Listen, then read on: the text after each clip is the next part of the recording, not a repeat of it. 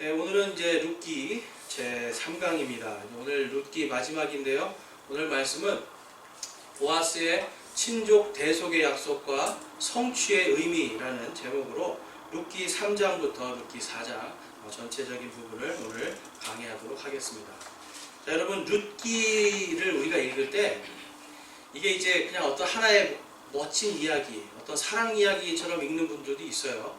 그런데 이제 오늘 제가 이 제목으로 내놓은 것처럼 룻기에서 이 3장과 4장이 가장 핵심이고요. 이건 다른 게 아니라 이 보아스라고 하는 예수님을 상징하는 보아스, 그리고 예수님을 믿고 구원받은 죄의 모든 삭슬 예수님의 그 피로 사주셨잖아요. 예수님 안에서 복음의 빚진 자들로서 룻이 이제 등장을 합니다. 그래서 보아스는 예수님을 상징하고 이 룻은 오늘날 구원받은 우리 성도들을 상징합니다. 그래서 룻기를 볼 때 우리가 제일 중요하게 생각해야 되는 게 바로 친족 대속이라고 하는 당시의 유대 지역의 아주 독특한 그런 문화에 대한 것입니다. 여러분, 복음이 무엇이죠? 복음이 무엇입니까? 복음. 복된 소리. 그렇죠? 여러분, 복된 소리예요. 말 그대로. 그러면 예수 그리스도를 믿는 자들의 복이 무엇입니까, 여러분? 예수 그리스도를 믿는 자들의 복은 다른 게 아닙니다. 바로 우리가 예수님의 피로, 그분을 믿는 믿음으로 구원받았다는 거예요. 그분을 믿는 믿음으로 전혀 부를 수 없었던 하나님을 감히 하나님 아버지라고 부를 수 있는 권세를 우리에게 주셨다는 것. 이게 가장 큰 복입니다. 그러니까 여러분, 세상에서 살아갈 때 많은 사람들이 이 복음을 듣습니다.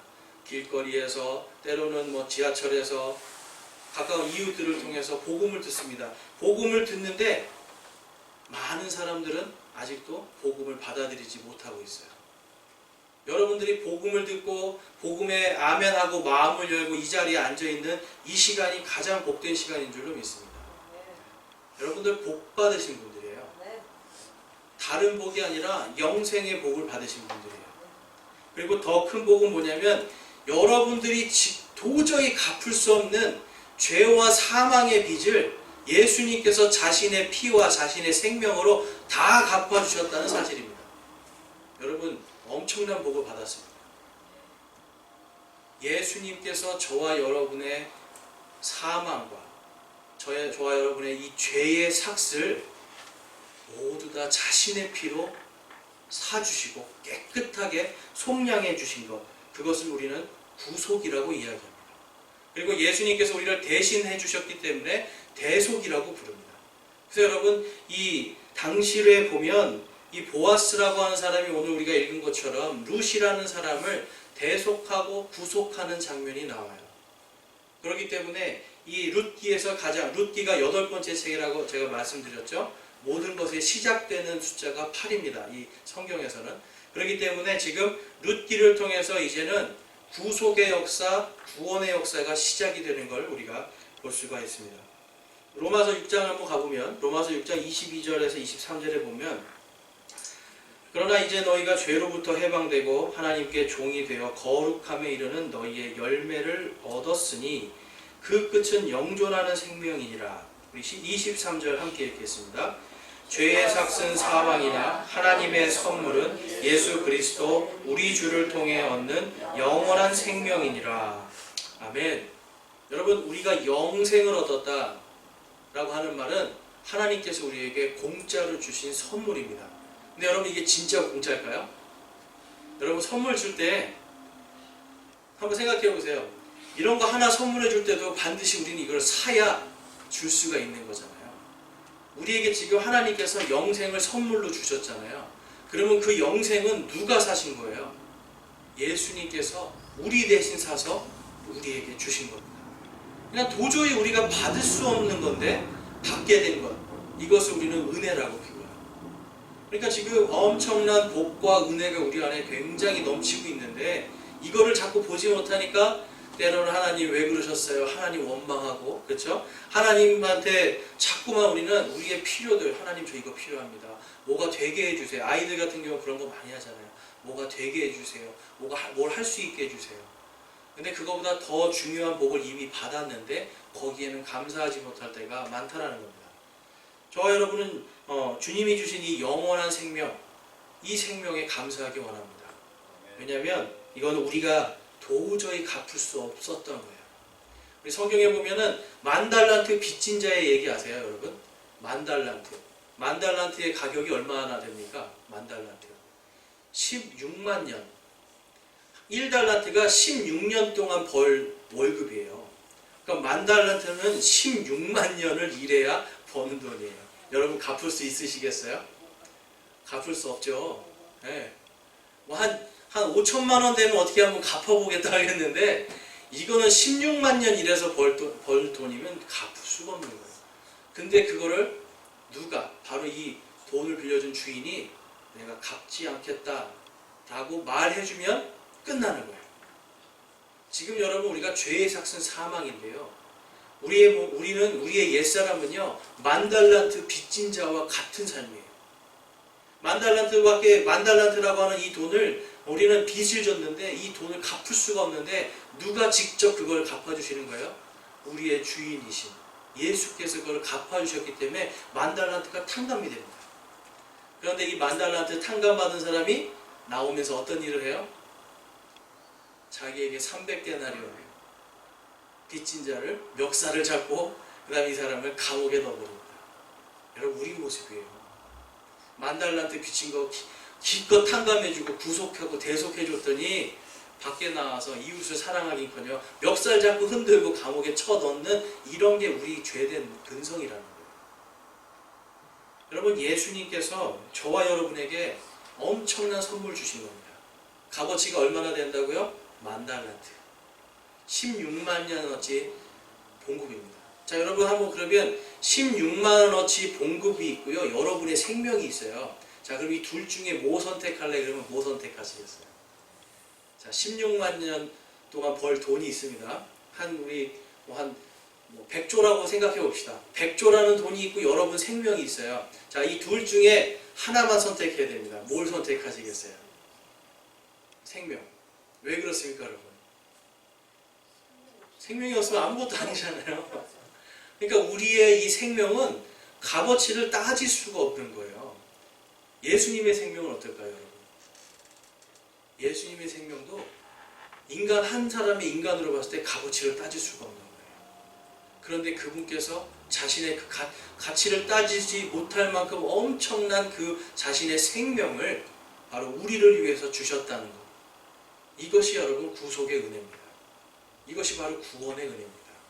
우리를 대신해서 죽으셨다는 것이 예수 그리스도의 대속의 은혜인 것입니다. 마태복음 6장에 가보면 이런 말씀이 있습니다. 12절에 우리가 우리에게 빚진 자들을 용서하는 것 같이 우리의 빚을 용서하옵시며, 우리가 우리에게 빚진 자들을 용서한 것 같이 우리의 빚을 용서해달라고 우리는 기도를 하는 겁니다. 여러분 10,000달란트 빚진 자를 예수님께서 빚을 갚아주셨잖아요. 그러니까 우리가 세상 살면서 우리에게 잘못한 사람들, 나에게 상처를 주는 사람들, 나에게 욕을 하고 나에게 악한 것들을 주는 사람들에게도 우리는 용서를 할 수 있어야 돼요. 그게 여러분 10,000달란트 빚진 자가 속량받은 다음에 해야 될 일입니다. 그런데 우리는 여전히 나에게 상처를 조금만 줘도 멱살을 잡아요. 나에게 조금만 불이익을 줘도 그 사람을 잡아다가 감옥에 넣고 싶어 해요. 이런 게 우리입니다. 그런데 여러분 오늘 예수님께서 이렇게 기도하라 라고 말씀하면서 뭐라 그래요? 우리가 우리에게 빚진 자들을 용서한 것 같이 우리의 빚을 용서하옵시며. 여러분 우리는 이미 예수님께서 이 모든 빚을 다 용서해 주셨습니다. 이것을 기도하면서 우리는 감사할 수밖에 없는 겁니다. 그래서 그 감사와 찬양을 왕국과 권능과 영광이 영원토록 아버지의 것이옵니다 라고 찬양하면서 이 주님의 기도를 마치게 되는 겁니다. 그래서 여러분 기도를 할 때도 마찬가지고 우리의 삶 속에서 언제나 우리는 나는 주님께 빚진 자다라는 생각을 하셔야 돼요. 나는 내 빚을 누가 대속해 주셨다? 예수께서 대속해 주셨다는 것을 늘 마음속에 새기고 살아야 됩니다. 그러면 여러분 우리가 교만하지가 않을 수가 있어요. 교만은 여러분 내가 뭘 했다, 내가 뭘 할 수 있다라고 하는 마음에서 시작돼요. 내가 무엇을, 내가 뭔가를, 내가 어떤 뜻을 내 힘으로 이루겠다라고 하는 순간부터 교만해집니다. 근데 나는 빚진 자다. 나는 하나님께, 나는 예수 그리스도께 빚진 자다. 그분께 빚진 것을 나를 탕감해 주신 만큼 내가 똑바로 살고 열심히 살아야겠다. 주님을 따라가야겠다라고 하는 마음을 가질 때 우리의 마음이 낮아질 수 있는 겁니다. 자, 로마서 8장에 가보면 이런 말씀이 있습니다. 로마서 8장 23절 24절입니다. 그들뿐 아니라 우리 자신 곧 성령의 첫 열매를 소유한 우리까지도 속으로 신음하며 양자 삼으심 즉 우리 몸의 구속을 기다림은 24절 함께 읽어볼게요. 우리가 소망으로 구원을 받았기 때문이라. 그러나 보이는 소망은 소망이 아니니 어찌하여 사람이 보는 것을 여전히 바라리요.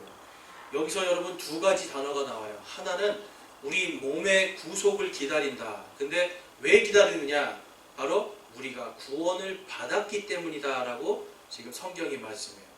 자, 그럼 여러분 구원과 구속이 뭔가 좀 시간차가 있지요? 그렇죠? 구원을 받았기 때문에 구속을 기다린다. 근데 이 구속은 뭐와 연결이 되어 있다고 지금 성경이 말씀해요? 내 몸. 예수 그리스도를 나의 주 나의 하나님으로 내가 믿습니다. 그분의 부활과 그분의 나를 위해 피 흘려 죽으심을 내가 믿습니다. 내가 믿음의 고백을 하고 회개를 할 때 어떤 역사가 일어나요? 나의 영과 혼이 구원을 받아요. 근데 여러분 내 몸은 죄의 삭은 사망으로 땅속에 갑니다. 그렇죠? 죄의 삭스로 죽는 거예요. 그런데 지금 이 구원받은 자가 영과 혼이 구원받은 자가 뭘 기다린다고요? 몸의 구속을 기다린다. 그것은 바로 부활을 기다리는 겁니다. 그래서 예수님처럼 아픔과 슬픔과 고통과 괴로움이 없는 부활체, 바로 그 부활의 몸, 영광스러운 하나님의 몸으로 우리가 다시 우리가 부활할 것을 소망하는 게 구속의 소망이에요. 그러니까 여러분 예수님께서 십자가에 달려 죽으시고 영원한 생명을 주셨다는 것은 궁극적으로 무엇을 말씀하고 있는 거예요? 우리에게 부활의 소망을 주셨다는 거예요. 영과 혼이 죽습니까 여러분? 영과 혼이 죽어요? 오늘 여기서도 영과 혼은 보이지 않잖아요. 이거는 영원한 존재들이에요. 근데 우리 몸은 죽어요. 그러면 영원한 생명이 받을 대상은, 영원한 생명을 받아야 되는 대상은 뭐예요? 우리의 몸이에요. 그래서 여러분 부활이라는 게 왜 기쁘고 감사한 거냐면 구원받은 자들이 마지막에 꼭 받아야 되는 게 있습니다. 그게 무엇입니까? 부활입니다. 근데 이 부활은요 지금같이 이러한 몸이 아니죠. 아픔과 슬픔과 괴로움이 없는, 우리가 성경에 보니까 천사들과 같은 형태라고 그래요. 천사들 같이 여러분 시간과 공간의 제약 없이 하나님의 권능을 마음껏 사용할 수 있는 몸이 부활의 몸입니다. 여러분 부활의 몸이 소망되십니까? 이 부활의 몸이 우리에게는 하나님께서 주시는 마지막 구속의 은혜예요. 그러니까 자꾸 영과 혼의 이 구원만 우리가 자꾸 생각하다 보니까 구속의 은혜를 까먹게 돼요. 그래서 십자가를 보고 웁니다. 예수 그리스도의 피를 보고 감사하고 막 그거를 찬양해요. 근데 그 피와 그 예수님의 찢겨진 살과 찔리신 그 옆구리가 무엇을 살리기 위해서 그 모든 역사를 하신 거예요? 우리의 죄의 삭수로 죽은 몸을 위해서입니다. 그러니까 여러분 예수님이 죽으신 것이, 예수님이 피 흘리신 것은 여러분들의 영과 혼과 여러분의 육신까지도 완전히 하나님 앞에서 완전한 모습으로 다시 하나님 앞에 설 수 있도록 해주는 구원의 능력, 영광의 능력, 사망과 죄의 모든 권세를 깨트린 능력입니다. 그 모든 것이 지금 여러분 어디에 있어요? 여러분 안에 있어요. 여러분 안에 부활의 씨가 지금 다 심겨져 있는 겁니다. 예수님께서 다시 오실 때 공중에서 나팔 불 때 나의 이름, 생명책에 기록되어 있는 나의 이름을 공중에서 누구야 올라오라 할 때 내 몸이 완전히 순식간에 땅의 저 끝에 있는 먼지들까지도 다 모아져서 내 몸이 완전하신 이 하나님 예수님과 같은 부활한 몸으로 하나가 돼서 공중으로 올라가서 예수 그리스도를 만나는 것, 이것이 여러분 우리에게 소망이 되어야 될 줄로 믿습니다.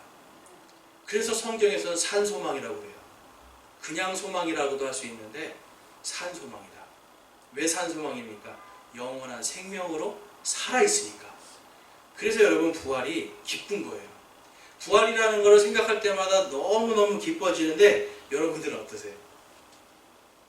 부활을 사실 우리는 많이 묵상을 잘 안 해요.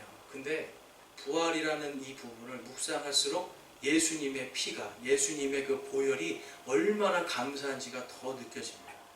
우리 에베소서 한번 볼까요? 에베소서 1장 7절 말씀해 보면 이런 말씀이 있습니다. 1장 7절과 1장 14절에 그 사랑하는 자 안에서 우리가 그분의 풍성한 은혜를 따라 그분의 피를 통해 구속 곧 죄들의 용서를 받았도다. 14절 함께 읽겠습니다. 이 영께서는 값주고 사신 그 소유물이 구속을 받기까지 우리의 상속 유업의 보증이 되사 그분의 영광을 찬양하게 하시느니라. 아멘. 여러분, 이 영이 누구시죠? 바로 성령님이세요. 여러분, 우리가 또 감사해야 될 게 무엇이고 영광과 찬양을 돌려야 될 게 무엇이냐면 하나님께서 이 구속하신 자들, 즉 영원한 생명을 주신 자들을 언제까지 끝까지 지금 지켜주시겠다고 말씀하고 계시는 거예요. 예수님께서 다시 오시는 이 소유물이 구속을 받기까지. 그러니까 여러분, 한번 하나님께서 구원하시고 성령으로 인친 사람들은 예수님이 올 때까지 실수하고 넘어지고 많은 시행착오를 해도 이 성령께서 우리를 끝까지 구원을 보증하시고 이 모든 예수님이 피의 값으로 산 이 모든 빚진 모든 자들을 다시 구속하는, 다시 우리 모두가 부활하는 그때까지 보증해 주시고 지켜주시겠다고 약속하는 겁니다. 여러분, 많은 사람들이 나 구원 받았습니다 그러는데 두려워하는 게 있어요. 구원 못 받으면 어떡하지? 내가 이걸 못했는데, 주님께 이걸 못했는데, 내가 뭐 주일 성수 못했는데, 뭘 못했는데. 그러니까 여러분, 그런 게 아니라는 겁니다. 성령님께서 우리에게 역사하실 때 성령님은 우리의 기도를 들어주시고 진리의 성령님이 성경 말씀이 깨닫게 해주시고 예수 그리스도께서 우리에게 하신 말씀들이 기억나게 하심과 동시에 구원받은 우리 하나님을 아버지라고 부르는 우리의 영과 혼과 우리의 육신을, 이 육신이 구속받는 그날까지 완전히 보증해 주시는 겁니다. 그래서 여러분, 하늘 아래도 땅 아래도 그 어떤 것도 예수 그리스도 그분 안에 있는 그 구속의 사랑을 끊을 자가 아무도 없는 겁니다. 그래서 여러분, 우리에게는 이 구속의 은혜, 부활의 은혜가 더욱더 깊이 있게 우리의 믿음 생활 깊이 들어올 필요가 있어요. 오늘 우리가 함께 볼 것은 이 보아스가 어떻게 이 구속의 역사를 했냐라는 것입니다. 자, 오늘 말씀 한번 보겠습니다. 3장 가볼게요. 룻기 3장, 제가 1절부터 한번 이 전체적인 이 내용을 한번 소개를 해드릴게요. 룻기 3장 1절에 가보면 이제 룻의 시어머니 나오미가 룻을 부릅니다. 그러면서 2절에 이렇게 말을 합니다. 너와 함께 있던 소년들을 둔 보아스는 이제 우리의 친족이 아니냐. 보라, 그가 오늘 밤에 타작마당에서 보리를 까부르리라. 자, 지금 보아스가 우리의 친족이다라고 이야기해요. 그러면서 3절에 보면 이제 이 3절부터 5절에서는 너는 가서 몸을 깨끗이 씻고 몸에 기름을 바르고 그 보아스에게 들어가라 라고 지금 시어머니가 시키는 겁니다. 여러분, 우리가 성경에서 지금 보면 여인이 몸을 씻고 기름을 바르고 지금 보아스에게 들어간다는 건 어떤 의미가 있는 거예요? 이건 여러분 성적인 의미가 있는 겁니다. 근데 이것을 왜 이렇게 해야 되냐면 이 이야기가 이제 누가복음에도 나와 있지만 당시에 이 유대인들은요, 여러분 누가복음 19장에서 7 남편을 둔 여인 이야기가 나오죠. 네. 첫째 아들이랑 결혼을 했는데 자손이 없이 죽으니까 둘째 아들들이 또 죽으니까 셋째 아들과, 이게 대대로 이게 뭐냐면 자손이 끊기지 않게, 대가 끊기지 않게 하기 위해서 이들이 친족 구속권이라고 하는 제도를 만들었어요. 그래서 어떤 가정도, 단 한 가정도 대가 끊기지 않게 이들은 제도를 만들어 놨습니다. 이게 지금 수천 년째 내려오고 있거든요. 그러니까 지금 이 룻기 1장에 가보면 기럯과 말론이라고 하는 이 두 아들이 다 죽어요. 룻의 남편이 죽었는데 자손이 없잖아요. 그러니까 더 이상 대를 이을 수가 없어요. 심지어는 시아버지도 죽었어요. 그러니까 더 이상 대를 이을 수가 없으니까 이 보아스의 이 나오미는 룻을 누구에게 보내는 거예요? 제일 가까운 친족에게 보냅니다. 그래서 제일 가까운 친족이 이 룻을 구속해 줘야만 대를 이을 수 있는 일이 생기는 겁니다. 자, 그 다음 말씀 볼게요. 자, 5절 말씀에 보면 그녀가 시어머니에게 이르되 어머니께서 말씀하시는 모든 것을 내가 행하리이다 라고 하면서 이제 이날이 어떤 날이냐면 지금으로 보면 약 한 3, 4월쯤 되는 거예요. 보리를 막 이제 캐서 타작하고 보리를 이제 수확했으니까 기쁘게 그날 먹고 마시고 잔치를 합니다. 잔치를 하고 이제 보아스가 이제 집더미 그 위에 가서 딱 이제 누워서 잘 때를 기다렸다가 거기로 들어가서 자라고 지금 시킨 거예요. 이 시어머니가. 자, 어떤 시어머니가 이런 일을 요즘 같으면 시키겠습니까? 근데 당시에는 친족 구속권이라는 것 때문에 이 일을 하게 됩니다. 자, 그래서 그대로 했는데 우리 8절 말씀 볼게요. 한밤중에 그 사람이 두려워서 몸을 돌이킨즉 보라 한 여인이 자기 발치에 누웠으므로 그가 이르되 너는 누구냐 하매 그녀가 대답하되 나는 당신의 여종 루시오니 그러므로 당신의 못자락으로 당신의 여종을 덮으소서 당신은 가까운 친족이니이다 하매 루시오 시어머니의 명령에 따라서 잠자고 있는 보아스의 발을 이렇게 발을 덮고 있는 담요를 싹 걷어버립니다. 여러분 이제 사막 지역에 가면 밤에 생각보다 쌀쌀해요. 우리나라도 3, 4월에 밤에 바깥에서 자는데 담요 없이 잔다고 생각해보세요. 춥잖아요. 그러니까 지금 이 사람이 추워서 깨는 거예요. 그래서 두려움 가운데 이게 무슨 일이냐고 해서 지금 몸을 딱 돌이켜보니까 거기에 누가 있는 거예요? 발치에 지금 한 여인, 바로 룻이 있는 겁니다.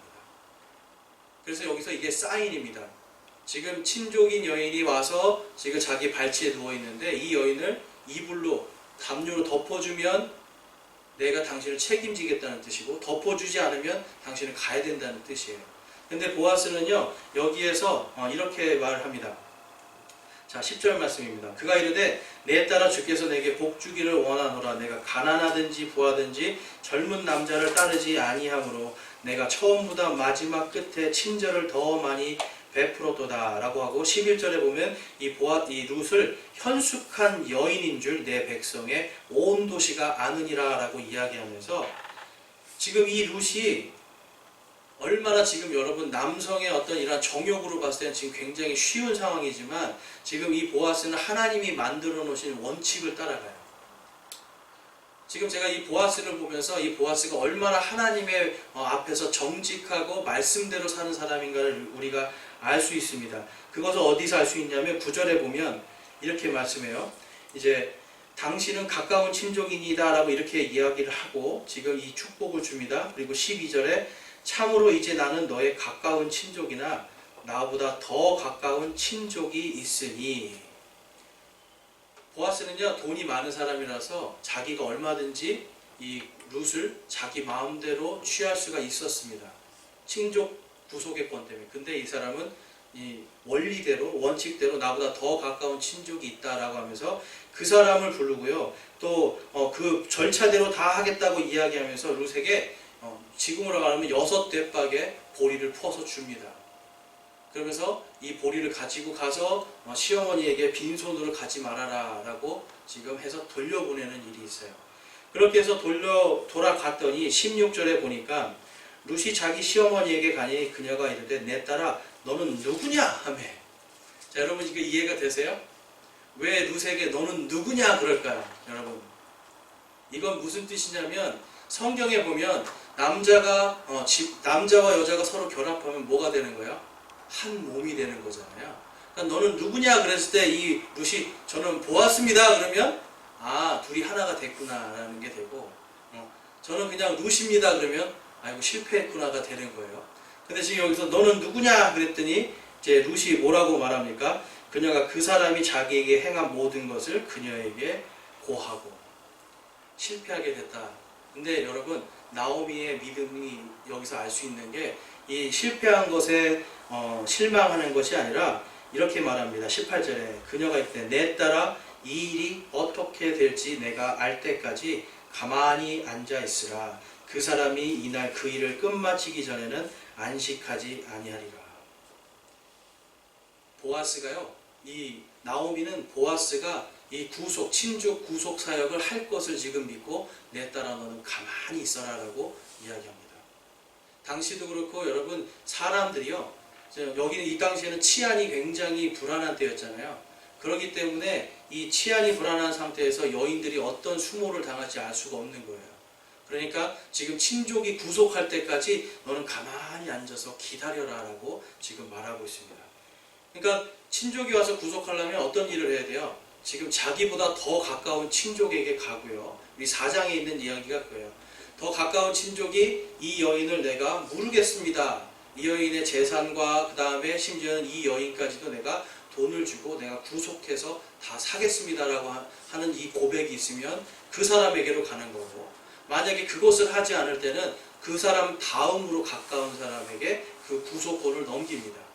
근데 그 사람이 누구였냐면 바로 그 뒷장에 가보시면 4장에 가보면 4장 1절에 그때 보아스가 성문에 올라가서 거기 앉아있는데 보라 보아스가 마르단 친족이 지나가므로. 자, 이 친족은 3절에 보면 우리 형제 엘리멜렉이라는 말이 나오는데요. 바로 엘리멜렉의 자손 중에 한 명이 지나갑니다. 그리고 나서 4절에 보면 장로들을 불러서 이제 그 구속에 대한 것을 네가 당신이 지금 룻과 룻의 가족, 나오미와 나오미의 가족의 모든 빚을 구속하겠느냐 하지 않겠느냐를 물어봅니다. 그랬는데 다행히도 자기가 하겠다고 그래요. 내가 하겠습니다. 근데 여러분 보아스가 제가 여기서 보니까 룻을 사랑했던 것 같아요. 갑자기 내가 하겠습니다 그랬는데 보아스가 여기서 그러면 너가 이방 여인 룻도 사야 되는데 그럴 수 있겠냐 그러니까 갑자기 이 사람이 나는 그렇게 할 수가 없습니다. 그 사람의 재산과 집은 내가 다 구속할 수 있는데 이 룻 이방 여인 모압 여인, 당시에 이 모압은 이들의 적이었잖아요. 적국에서 온 여인, 이 여인에 대한 그 생명의 구속은 내가 하지 않겠습니다라고 이야기를 합니다.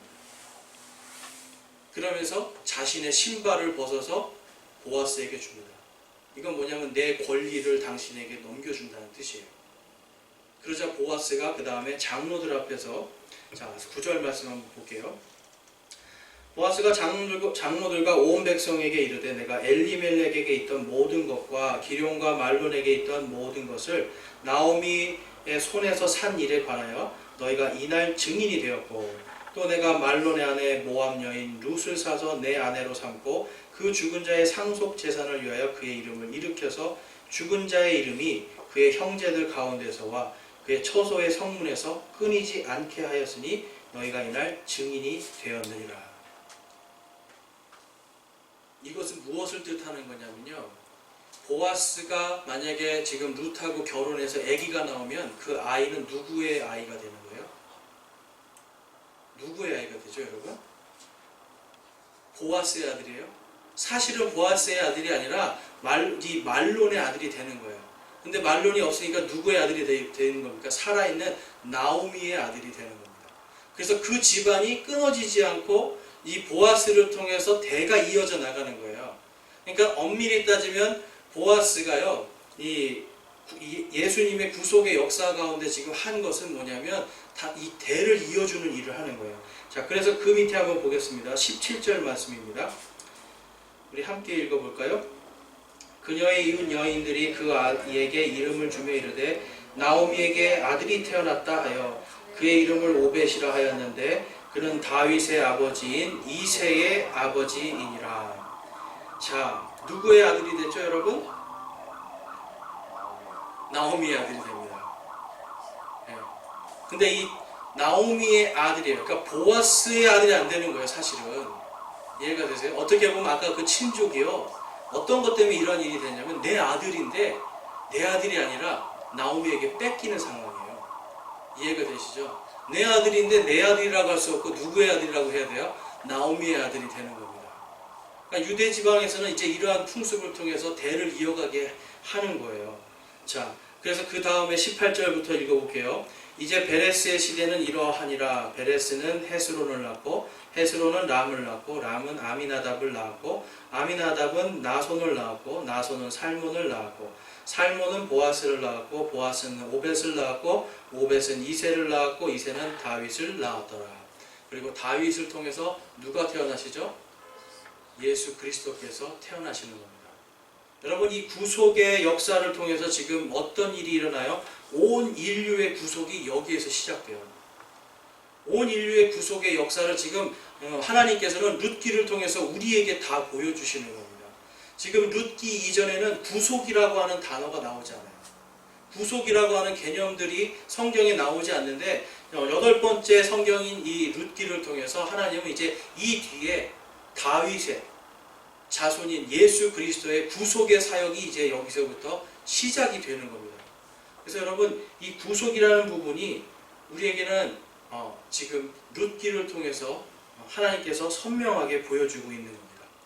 자, 이사야서 7장 14절에 보면 우리 함께 읽어보겠습니다. 이사야서 7장 14절. 그러므로 주께서 친히 한 표적을 너희에게 주시리라. 보라, 처녀가 수태하여 아들을 낳고 그의 이름을 임마누엘이라 하리라. 자, 임마누엘, 우리와 함께 계시는 하나님 누구십니까? 예수 그리스도. 다윗이요? 다윗의 자손 오신 이 예수 그리스도. 근데 처녀의 몸으로 하나님 아버지 성령의 씨로 말미암아 그가 하나님으로 우리와 함께 하시는 하나님으로 태어나심을 여러분 믿습니까? 예수님께서 여러분 사람의 씨로 오시지 않았어요. 예수님은 누구의 씨로 오세요? 여자의 씨로 옵니다. 근데 여러분, 여자가 씨가 있나요? 여자는 씨가 없어요. 그런데 누구로 말미암아? 성령님으로 말미암아. 그런데 여러분, 재미있는 것은 누가복음에 가보면 예수님의 계보가 쫙 나오거든요. 그건 누구의 계보입니까? 바로 마리아의 계보예요. 근데 마리아의 계보를 쫙 타고 올라가면 누가 나와요? 바로 다윗이 나옵니다. 그러니까 마리아도 다윗의 자손이고 이 예수님의 의붓 아버지인 요셉도 다윗의 자손이에요. 근데 아까 이 아들을 구속해가지고 갖다 주니까 이 아들이 보아스의 아들이지만 실제로 누구의 아들이 돼요? 나오미의 아들. 유대 지방 사람들은요, 철저하게 여러분 모계 사회입니다. 그래서 어떤 때는 우리가 성경을 보면 완전히 남자들 위주로 써질 것 같잖아요. 근데 사실은 그 문화 속에는 모계 사회의 여러 가지 것들이 있는데, 특별히 구속의 역사, 구원의 역사에서 하나님은 누굴 쓰시는 거예요? 여인들을 쓰십니다.